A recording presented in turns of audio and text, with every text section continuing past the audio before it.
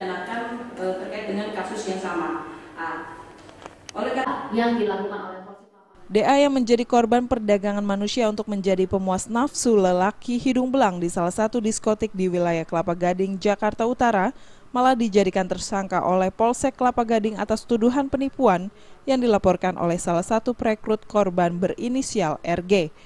DA sendiri merupakan anak perempuan yang masih berusia 15 tahun.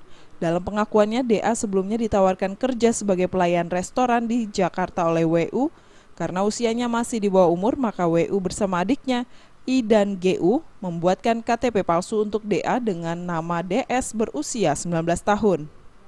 Setelah sesampainya di Jakarta, DA dikenalkan kepada RG dan langsung diminta menandatangani kontrak kerja selama 2 tahun. Bukannya bekerja sebagai pelayan restoran, DA malah dipaksa untuk bekerja sebagai PSK di sebuah diskotik di wilayah Kelapa Gading.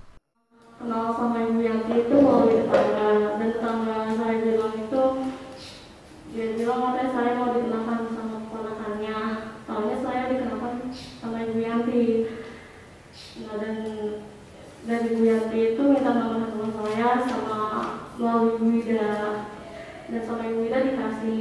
Habis itu Bu Yanti itu terus dan terus saya mengontak saya terus, Neng katanya ayo mau kerja nggak, dan saya sudah menolaknya. Tim kuasa hukum DA Eko Haridani sangat menyayangkan tindakan Polsek Kelapa Gading yang menetapkan DA jadi tersangka. DA yang menjadi korban dan seharusnya mendapatkan perlindungan hukum. Atas penetapan tersebut, LBH akan mengajukan gugatan pra-peradilan ke Pengadilan Negeri Jakarta Utara.